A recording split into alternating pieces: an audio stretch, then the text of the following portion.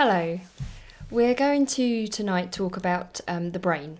It layers on from a chat we did a couple of days ago about the heart, and this connection that's quite recent really in the science world and health world, about the heart-brain connection, and where that's leading us to really is understanding the difference between intuition and instinct. But to get to that discussion, it is important to understand a little bit about the brain and how we view it and our sort of take on it. So I'll give you a bit of background information, a bit of backstory to an area of the brain called the prefrontal cortex. So this area really was discovered in about 1848. And there was a man called Phineas Gage, and he was in a horrific accident, and he was impaled. So it went through his cheek, through his eye socket, up through his prefrontal cortex, the front of the brain. And this allowed, his injuries really allowed the science world, namely a scientist called Harlow, to discover about the brain and human behaviour, because of obviously how Phineas Gage was presenting before and after his accident. And it really was a sort of groundbreaking time for the prefrontal cortex and how important it is. And over the years, obviously, studies go on and on and on, but a couple of recent scientists, Brown, 2006, and then somebody who I cite quite a lot, Moraine, in 2012, they studied this area a lot, and they've come up with this idea and this theory that the prefrontal cortex has a set of cognitive processes that are processed and skills that allow us to undertake everyday tasks. Right. Okay, so these processes that help us undertake everyday tasks are called executive functions. And really, these executive functions, there's 8, which we'll bring up in another chat, but they help us to relate to the environment, the situation, or the relationship that we're in any moment, given moment of time. Okay, so it's how we act and how we plan and how we go into a situation, get through that situation, and out the other side.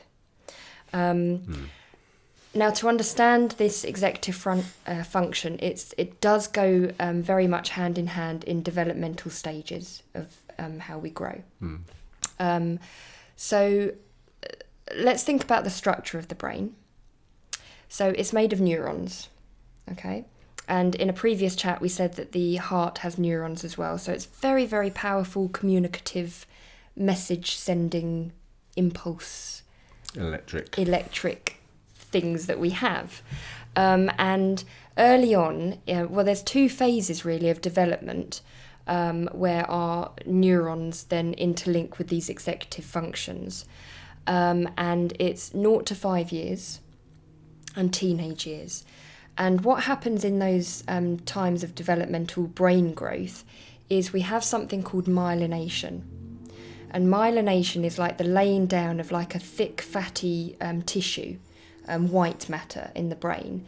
And anything that's going on for the developmental stage is quickened. The process is quickened. So it's like insulation around a wire. Exactly. Yeah. Yes. Yeah. So it just makes it work a lot more effectively. And you see these growths, like I said, at 0 to 5, and then the teenage years, 13 to 17 years. Now, the neurons that are myelinated or that become insulated are the neurons that have been fired over and over again. So in any experience that you go into, if you just do that once, then you're not firing that neuron. It's not getting its memory. It's not getting worked. So it's cool. It's pruned. It sort of just sits there and it doesn't do much. You don't. It's unactivated. So the neurons that get insulated are the ones that go through experiences again and again and again. Now, it doesn't matter what those experiences are in the fact of if it's a negative experience or positive. It can be negative, positive, but you're just learning. You're doing the same thing, but it could be a different outcome that's reached. So this is learning, basically. And if you're using your neurons to learn, they get that sheath, the myelination sheath, that makes everything then become quicker as you get older. So it starts to formulate or create your personality and behaviours and things like this. Exactly. So what's happening from 0 to 5 is the processing is all about something called theory of mind. So you're sitting sort of in just I, so I exist at 0 to 5, which is this concept of ego, but in its very simple, pure form. It's just me, I. How do I relate to this world? And then when you've sort of started to discover that you're a separate person from your parents or your caregiver, you then realise that your actions and your behaviours can start to influence other people. So it's like, I do this and that makes you do that. Or I do this and it makes you feel like that. And so that's the process. So our toddlers are practicing this over and over and over again. And the more they practice, the thicker and quicker these neurons and myelination happens. Now, obviously, if they don't practice the skills or they're not given time to practice these skills of theory of mind and emotions and behaviour, then the neurons are not activated and they really don't then get the skill. So, for example, if they're angry, which typically comes in at about 4 to 5 years old, but if our logical society, which is very rule-based and system-based, and then almost not allowed to have time to be angry, then they're not working that neuron to work through, well, what is anger? So not particularly the label, but the sensation behind it is the thing that doesn't have time to come through. So whatever combination of things need to be with the sensation of what we may describe as anger are just not developed. No, it's just purely a label. And I mean, my theory on that and all the reading that we do is that, again, coming back to this idea of the logical left brain society, toddlers and younger ones are starting school or preschool or structured environments very, very early on. And so, yes, they're getting all this understanding of labelling, and angry looks like this or happy looks like this, but it's the sensation level that is being missed, and that's the right side of the brain. So you could argue that we're developing a lot of left-brained individuals and not really bringing their right side sensation creative side through. Yeah, we learn what it is, not how to be with it, because it's suppressed. Yes, yeah. How do we get rid of anger rather than how can we be with anger? Yeah. This is from early on, Yeah, you sometimes hear like, oh, don't be silly, don't be angry, you've got nothing to worry about. These phrases are not, are just all to do with the labels, all to do with logic. Well, we've got to go here now, so you don't have time to be angry, and just rather than that's the way the waves are at the moment. So okay. Exactly. So that's the younger years, which we'll come back to in a minute. But then you get this whole myelination stage at the teenage years as well. Now, what's happening in the teenage brain is, again, should really enhance this right creative sensation side of the brain, because it's a wash of sensation. Basically, they're sitting in impulse and thrill. And so anything that feels good for a teenager is right to them. So because it's very short term, they can't see long term, they see in the moment, it's very short, very impulsive because they're just going on sensation. However, because they haven't been taught what the sensation is linked to, it's very confusing stage.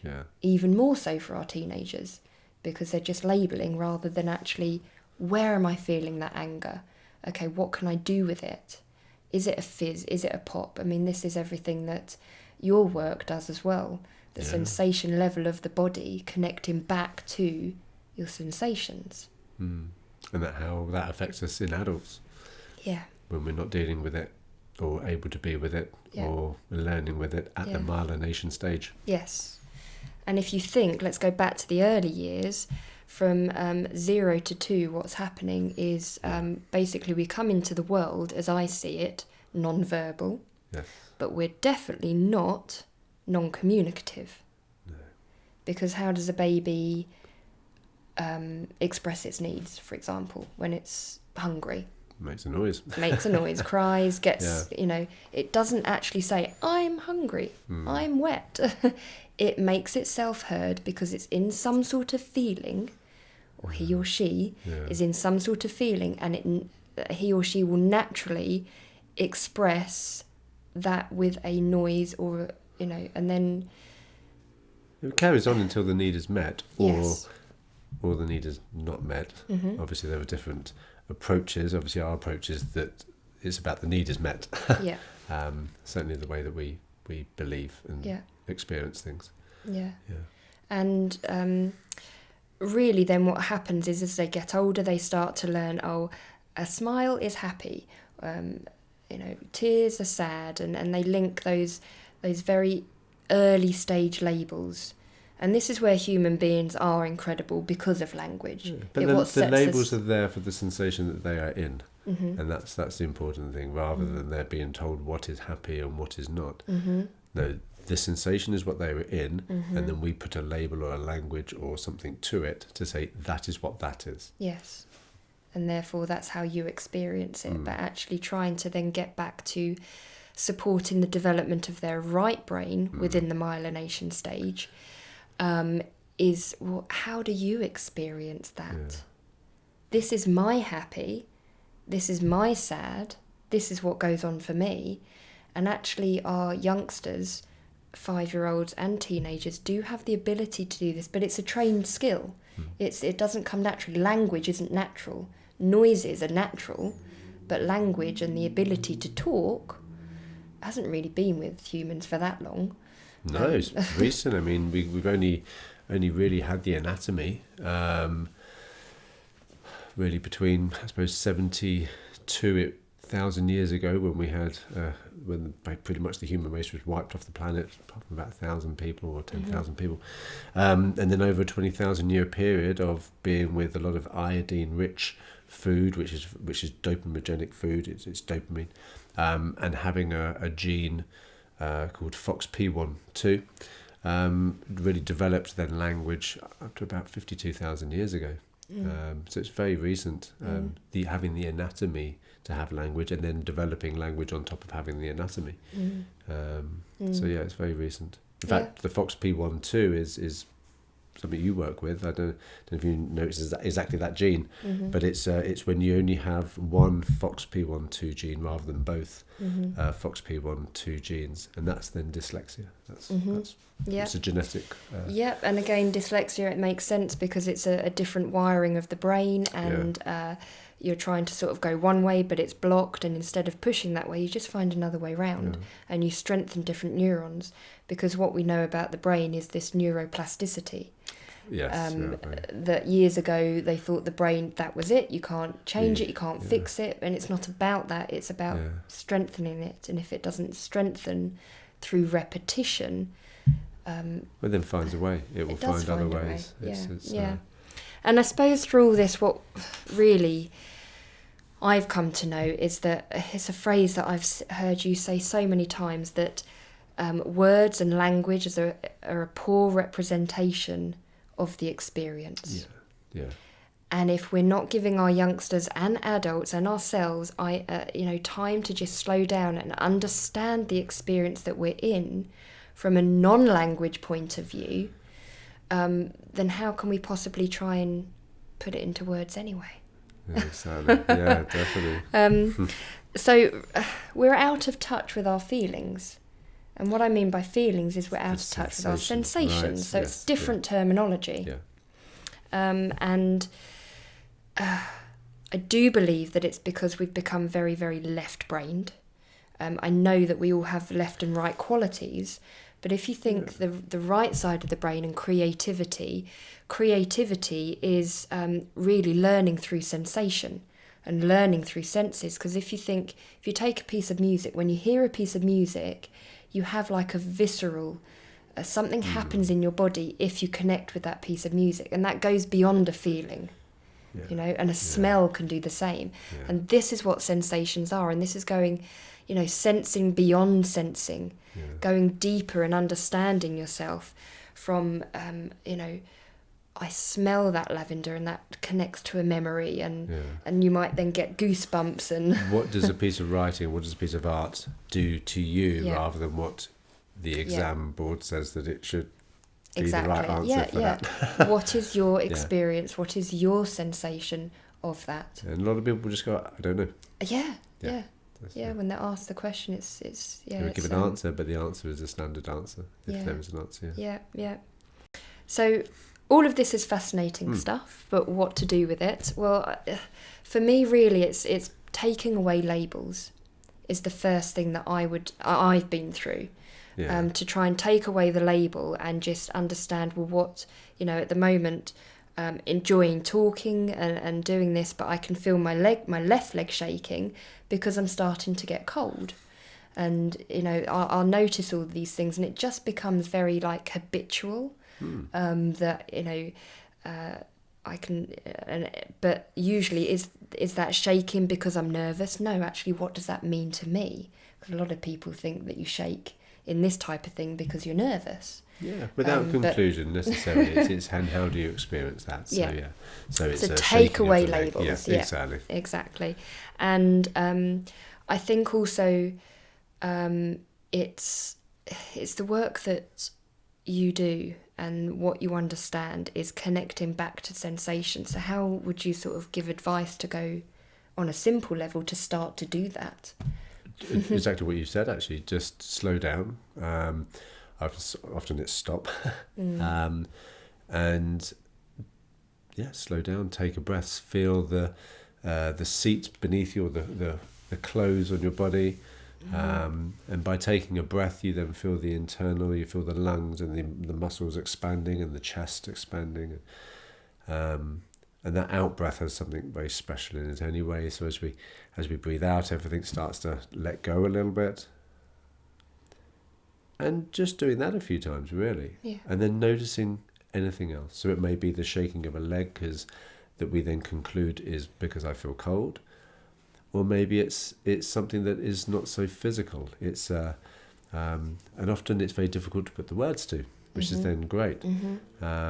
And certainly in my experience, what people tend to do is they'll without knowing they'll say, well, I don't know, it's kind of like, so there's something going on here, maybe, you know. Okay, so gestures. So gestures will come in. Which is how we first learn as well. Absolutely, going back to basics. So this is the beginning of it, and then, or they'll use an anatomical part, or maybe my heart feels heavy, but they're doing this. Okay, so it's not here. It's something here, and it's in this motion. It's at this pace, not this pace. So there's a lot we can tell by the gestures. Yeah. And so just observing that and doing it in relationships, doing it in a couple of people together is a really good way to notice sensation within yourself. Yeah. And by hearing yourself talk or by hearing yourself gesture, and other people can then notice what you're doing. Yeah. Or come and see me and have a session and recommend work through it also. I mean, to bring it all together for me, it's having self-curiosity. Yeah. We were chatting over the weekend about this, why.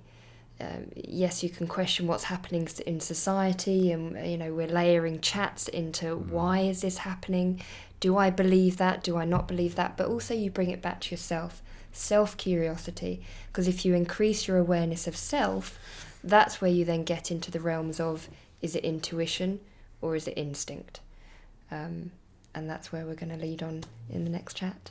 So, good place to finish. Thank you. Thanks. Thank you.